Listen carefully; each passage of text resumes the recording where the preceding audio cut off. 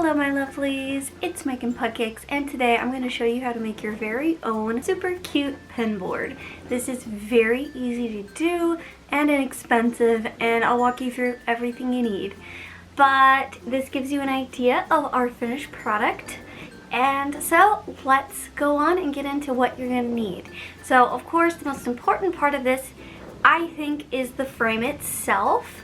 So I got this as an unfinished wood frame from Joann's for just a few dollars. I've also seen them at Hobby Lobby and other craft stores. So after I got the frame, then I knew how much corkboard I was going to need. I was able to order the corkboard from a website that allowed you to order by the size you needed, and they'd send me just like a roll, and I was also able to select how thick I wanted it. So the important thing about your corkboard is that it's thick enough so that any pins can go all the way through without damaging your wall back on the other side.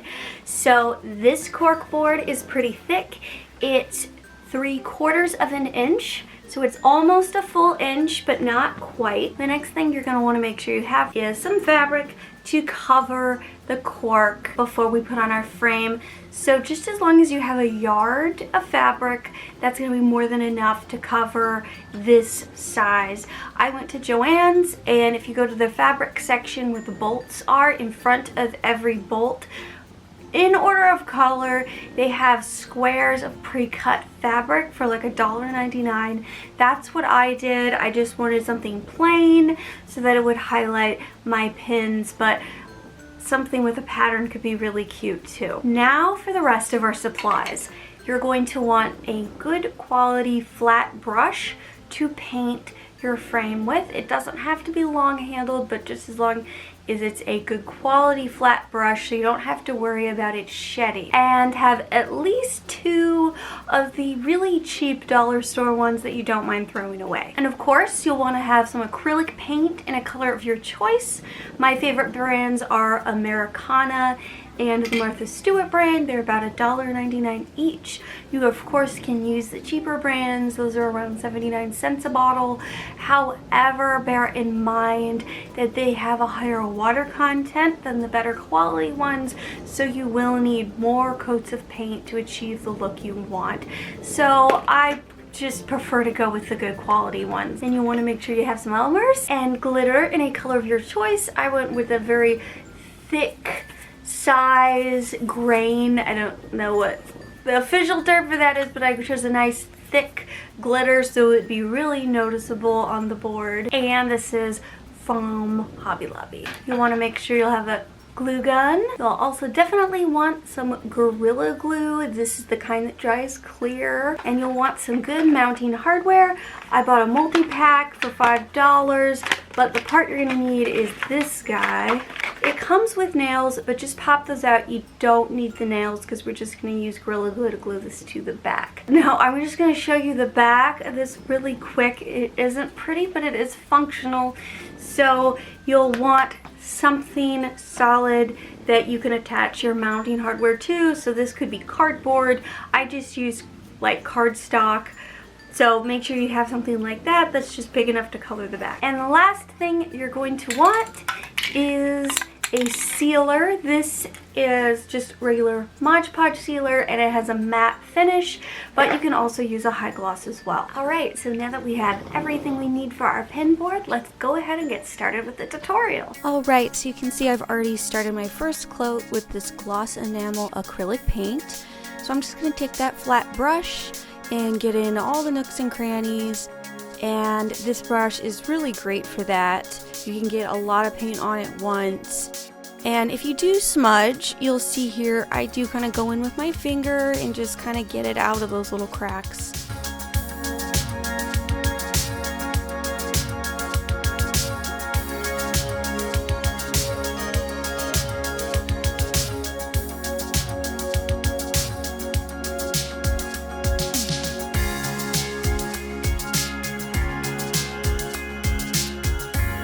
So because acrylic paint is water-based, it does dry pretty quickly. So I'm able to start on a second coat, as you see here, without really having to wait for extra dry time. I'm just able to kind of see where it's starting to dry and look uneven. So I'm just going there and making everything look nice and even, and you can already see here the difference between the side I'm working on and the side I haven't touched on. It doesn't look as rich in color.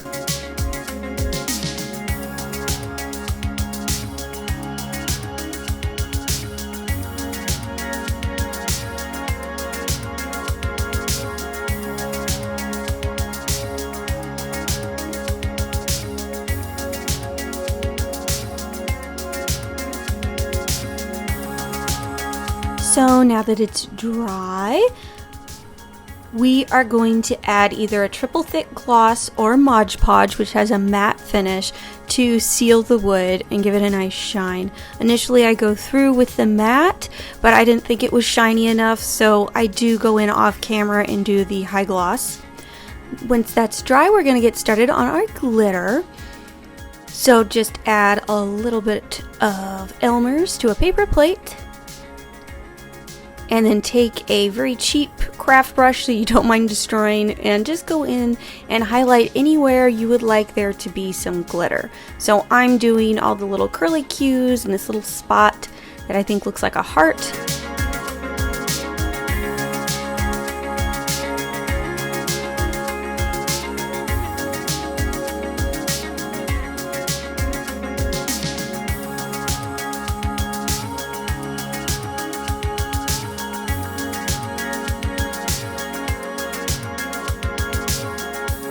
Okay, so you want another fresh paper plate and another cheap craft brush that's dry, and you're just gonna kind of spoon that glitter onto all the spots that you put Elmer's glue. And you'll see why I'm doing this over a plate in a minute. I know I clearly have a very messy craft table. Normally it doesn't matter if I get anything on it.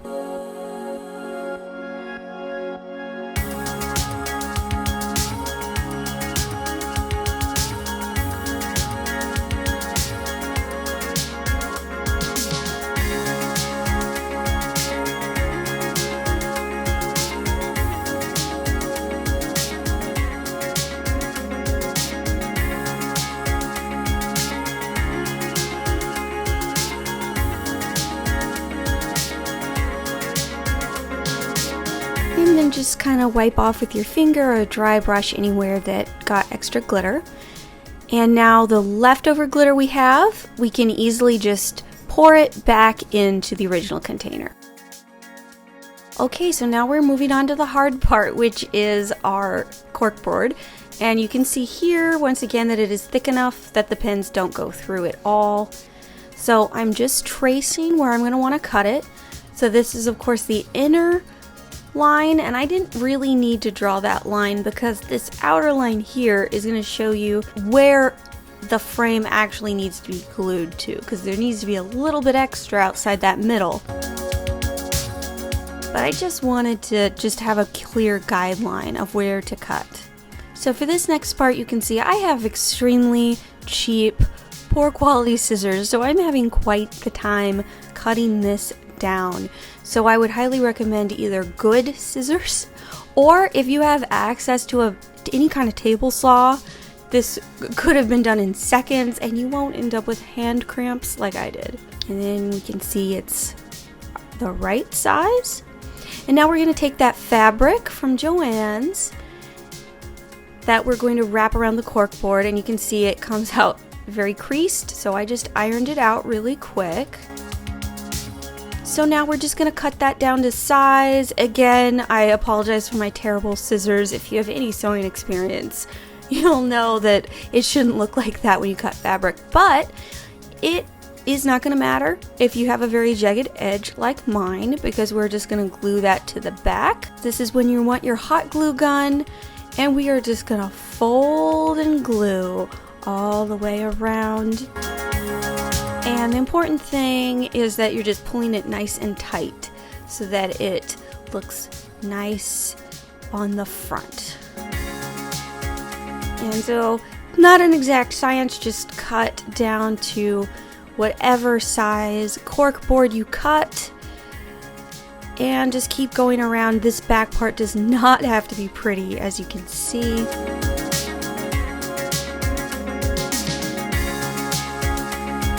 And just keep gluing and folding.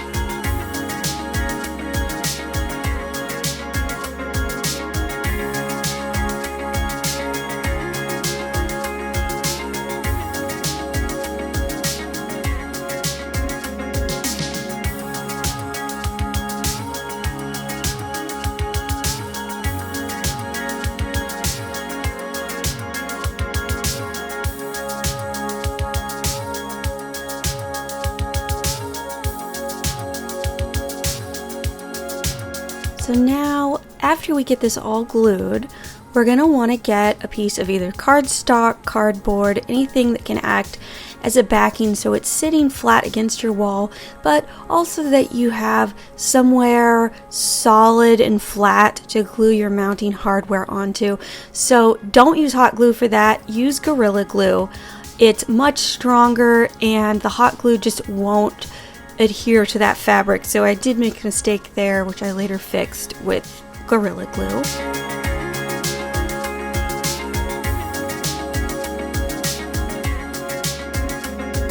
So Gorilla Glue is you're gonna want about 24 hours to have that sit. So put something heavy on top. This has my acrylic paints in it, so it's nice and heavy. And 24 hours later, it's going to be nice and solid, and we can glue on our backing.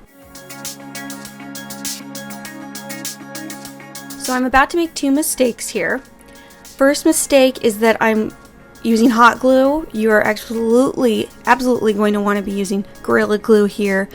And the other mistake I'm making is I'm gluing this to the fabric and not the backing. The backing is much more solid.